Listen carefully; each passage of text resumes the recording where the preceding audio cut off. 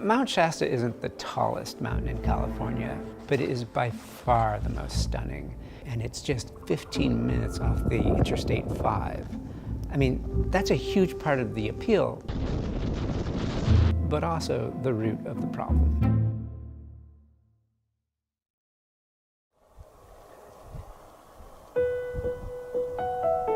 The clients who ask that their names not be in this story are a young couple from Seattle. He's a software engineer, and they have a real taste for adventure, but they didn't have much technical mountaineering experience.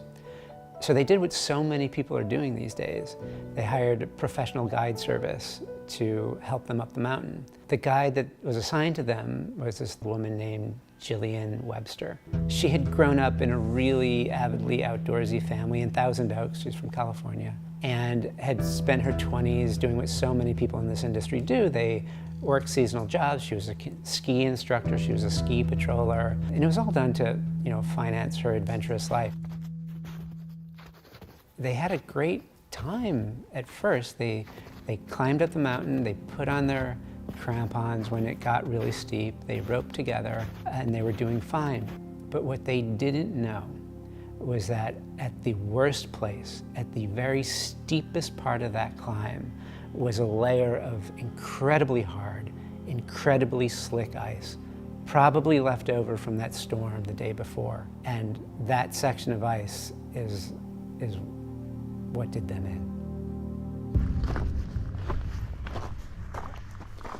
Yeah, June 6th, 2022.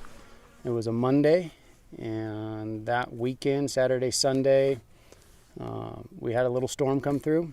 It wasn't a major storm, but it was enough to bring in some precipitation and rain and clouds, and it essentially gave the mountain an icy glaze, just almost like a donut glaze.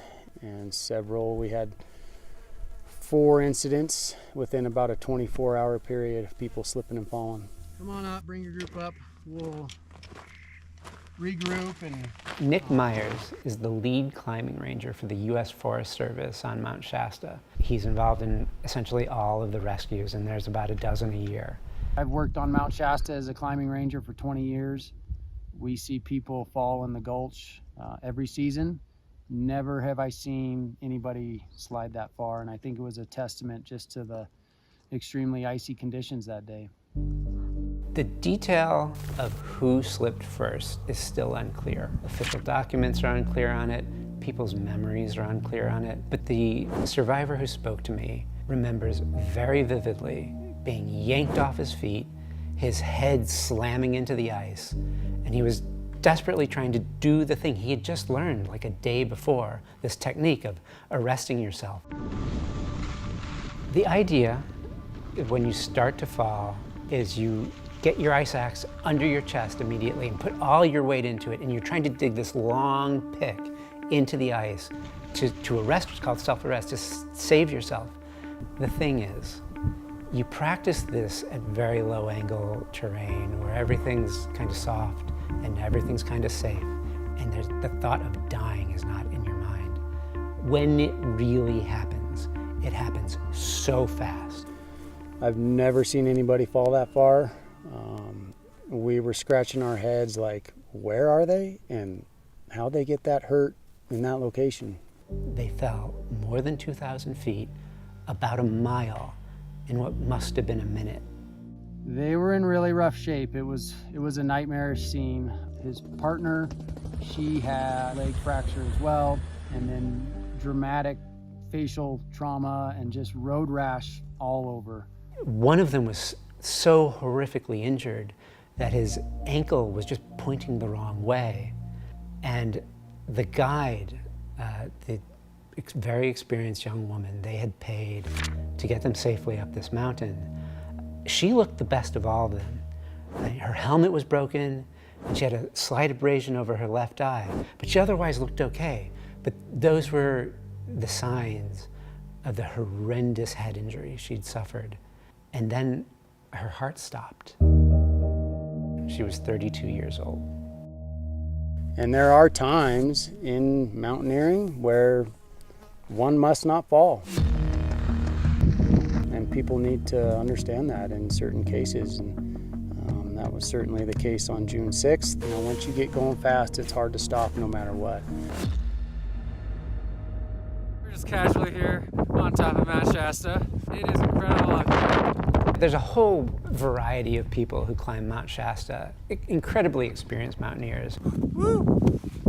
Who do it with skis on their back so they can click in at the top. And then there are people who maybe watched a YouTube video about climbing mountains and try to wing it. At least 2 of the people who had to be airlifted off the mountain that day fell into that category. The type of people we usually get are novice. You know, Shasta in the grand scheme of things is a novice mountaineering endeavor. And just because it is 15 minutes off the interstate doesn't mean it can't kill you or have real mountain hazards. All of us really took a newfound respect for the mountain. Because I think a lot of people do come here, and it's like, it's Avalanche Gulch. How hard can it be? David Court is an extremely experienced mountain guide. He's been leading people on mountain adventures all around the world for well over a decade. Once the pandemic was mostly over, there was definitely a huge increase in people signing up for these weekend trips up here in Shasta. And these are people that have a sense of urgency of wanting to get away from the office, get away from being behind the computer, and reconnecting with their outdoor environment. But the fact of the matter is, most of us didn't grow up in the mountains.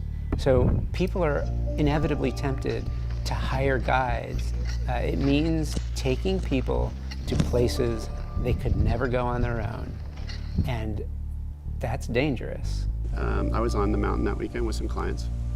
On Sunday, we were scheduled to go up the mountain, but it was just bad conditions. So I decided to turn the group around and come back into town. And that was a hard decision because, you know, the guests are frustrated. They really want to make that summit. And that's a really hard thing for a guide. People pay a lot of money. They expect the guide to make it all okay. So one of the things I've heard from clients is like, you know what, I'm hiring you because it's your responsibility to get me to the top. They've had to correct some people. I'm like, well, actually, it's not my job to get you to the top. My job is to make sure that you get to the top safely. What do you think went wrong in Jillian's case? I don't know. I really don't know. Because as far as I'm concerned, Jillian did do everything right.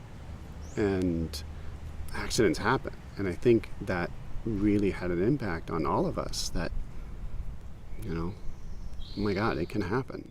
I mean, there's a natural urge when there's a tragedy to try to fix the problem. And you can't eliminate the danger of mountain climbing. But I do think it's incredibly important that people understand that just because you laid out $1,000 and hired a mountain guide does not guarantee that nothing bad is going to happen. It happened to Jillian Webster and her clients, and they paid an awful price.